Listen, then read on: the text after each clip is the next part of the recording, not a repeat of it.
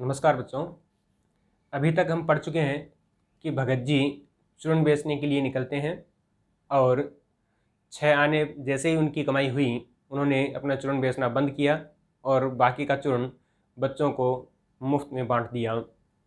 उनको पैसे के प्रति जरा भी लालच नहीं है और लेखक ने बतलाया है कि उनको कभी बीमार होते हुए भी नहीं देखा। जो संतोषी प्रवृत्ति के लोग होते हैं, अपने सिद्धांतों पर चलने वाले लोग होते हैं, वो प्राय बीमार कम ही पड़ते हैं। आज इससे आगे और तो नहीं, लेकिन इतना मुझे निश्चय मालूम होता है कि इन चूर्ण वाले भगत जी पर बाजार का जादू नहीं चल सकता। मुझे ज़्यादा तो जानकारी नहीं है, लेकिन मैं इतना जानता हूँ कि भगत जी के ऊपर बाजार का जादू नहीं चल सकता।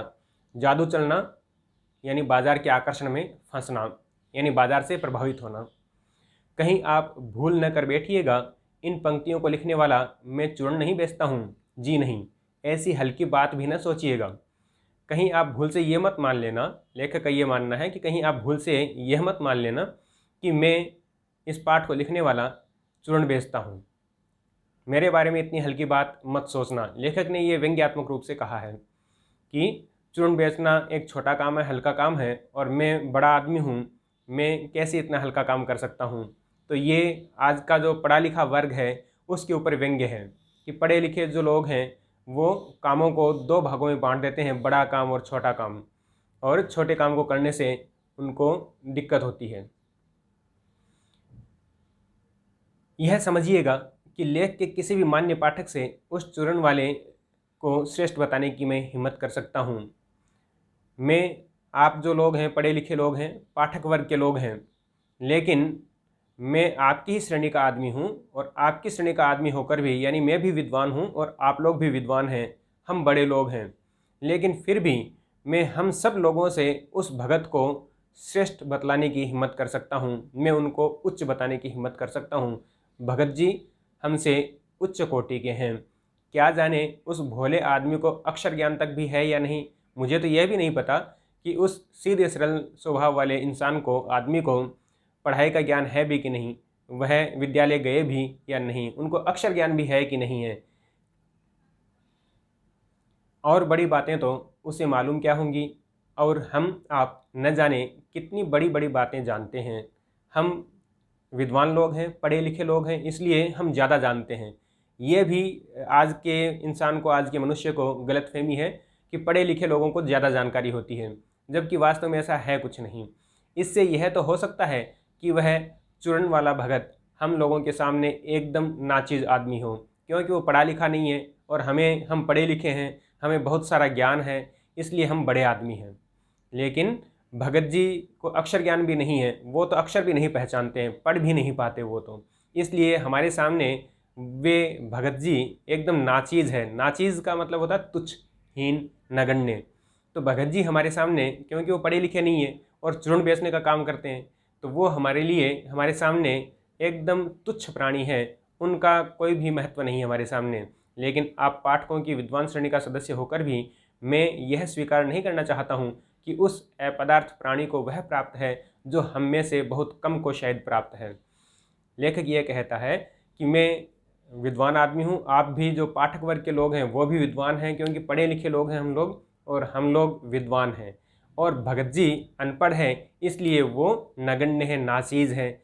लेकिन मैं यह चीज़ स्वीकार नहीं करना चाहता। ये लेखक एक तरह से पढ़े लिखे लोगों के ऊपर व्यंग्य कर रहा है और पढ़े लिखे लोगों के अहम के ऊपर चोट कर रहा है, उनके गर्व के ऊपर, घमंड के ऊपर चोट करता हुआ कहता है कि मैं यह स्वीकार नहीं कर सकता कि उस नाचीज आदमी को, उस अपदार्थ प्राणी को वह प्राप्त है जो हम में से बहुत कम को शायद प्राप्त है। यह चीज़ मैं स्वीकार नहीं करना चाहता। उस पर बाजार का जादू वार नहीं कर पाता।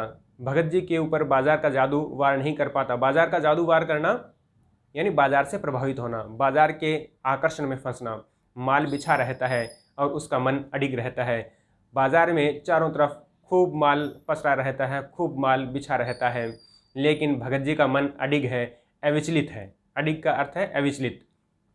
वो विचलित नहीं होते हैं, दृढ़ हैं। उनको पता है कि बाजार से क्या चाहिए। पैसा उससे आगे होकर भीख तक मांगता है कि मुझे लो। पैसे को बड़ा अहम है, अहंकार है।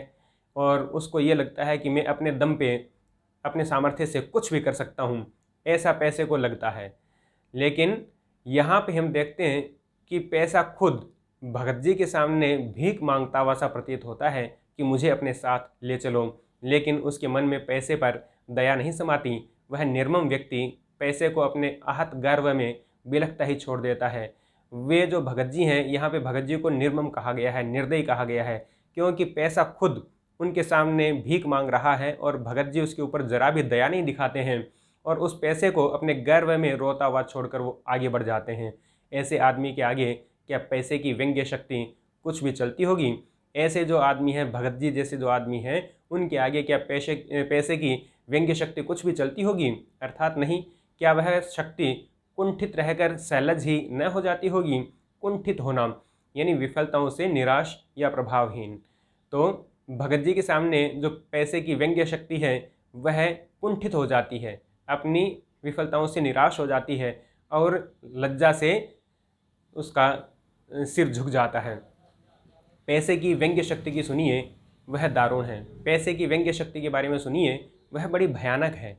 मैं पैदल चल रहा हूँ कि पास ही धूल उड़ाती निकल गई मोटर। मैं पैदल ही जा रहा हूँ और मेरे पास से सरपट तेज़ी से दौड़ती हुई एक मोटर कार निकल गई।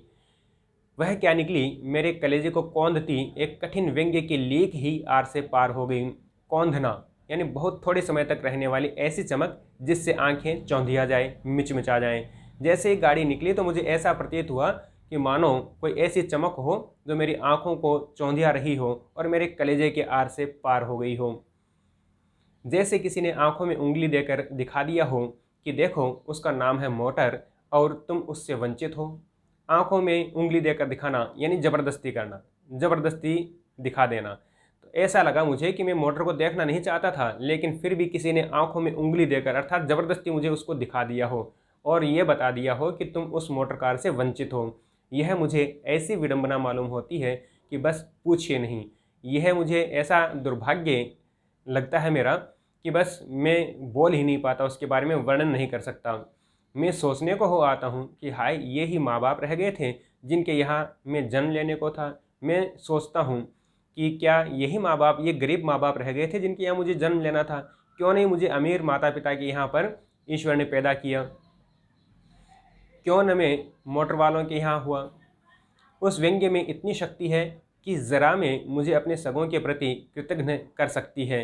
इस पैसे की व्यंग्य शक्ति में इतनी ताकत है कि मुझे अपनों के प्रति कृतज्ञ बना सकती है।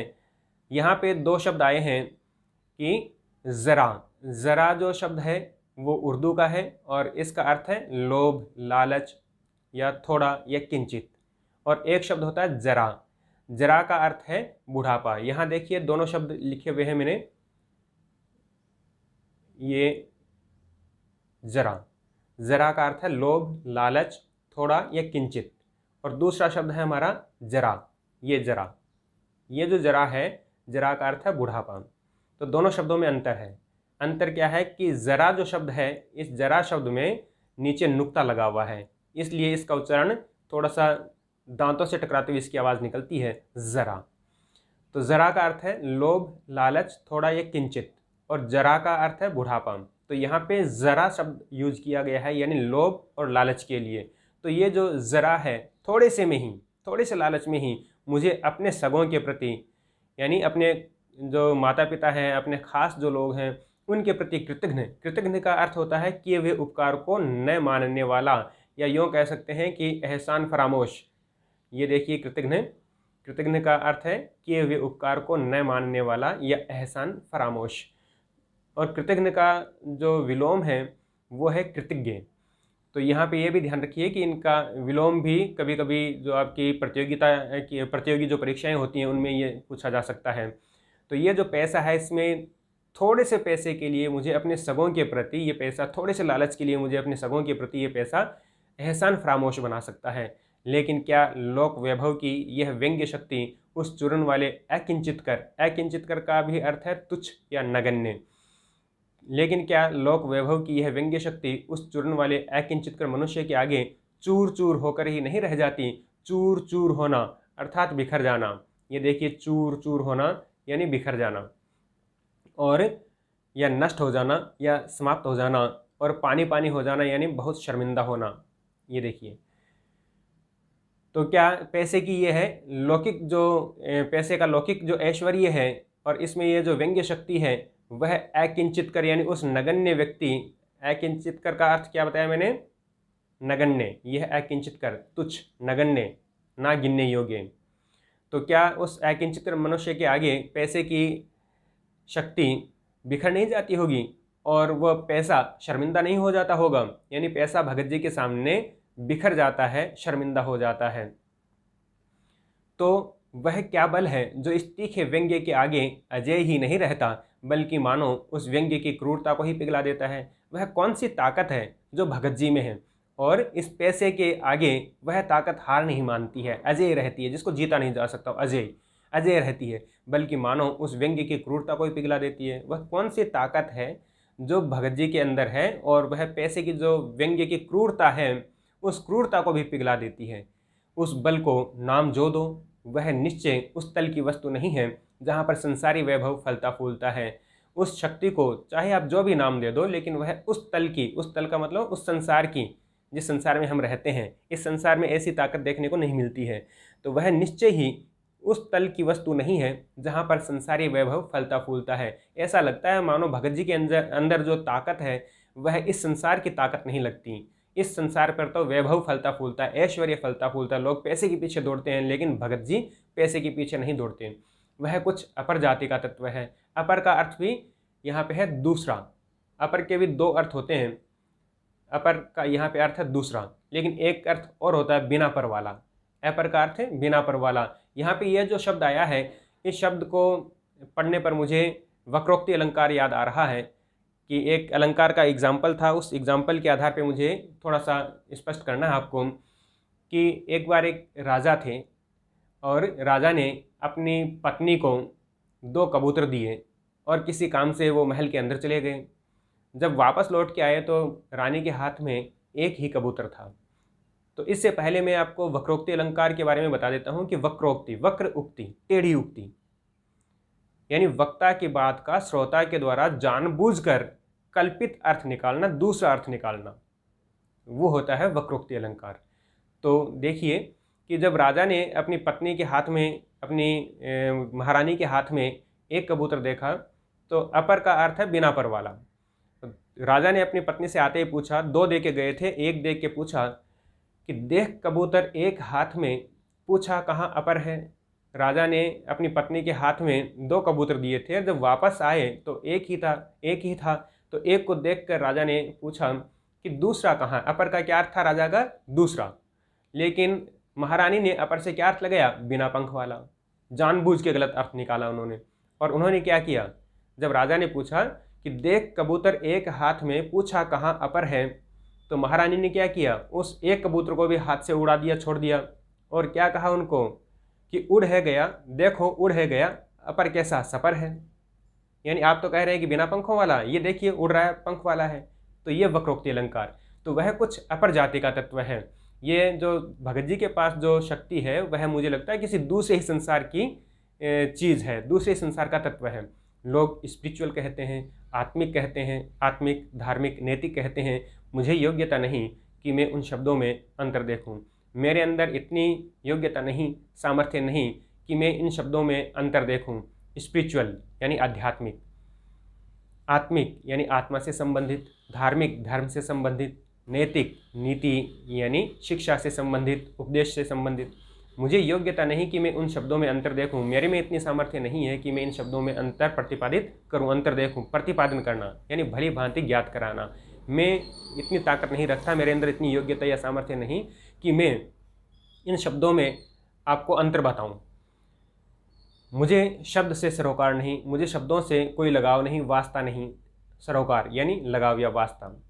मैं विद्वान नहीं कि शब्दों पर अटकूं, लेकिन इतना तो है कि जहाँ तृष्णा है, तृष्णा यानी प्यास और पानी की चाहत, बटोर रखने की स्पृहा, बटोरना यानी एकत्र करना, बटोर रखने की स्पृहा, स्पृहा का अर्थ है इच्छा या कामना। मैं विद्वान नहीं कि शब्दों पर अटकूं, लेकिन इतना तो है कि जहाँ पे प्यास है और पानी की चाहत, जहाँ पर प्यास है, बटोर रखने की स्पृहा है और इकट्ठा करके रखने की इच्छा है, वहाँ उस बल का बीज नहीं, वहाँ पे वो बल नहीं, वो ताकत नहीं जो भगत जी के अंदर है। बल्कि यदि उस बल को सच्चा बल मानकर बात की जाए तो कहना होगा कि संचय की तृष्णा और वैभव की चाह में व्यक्ति की निर्बलता ही प्रमाणित होती है।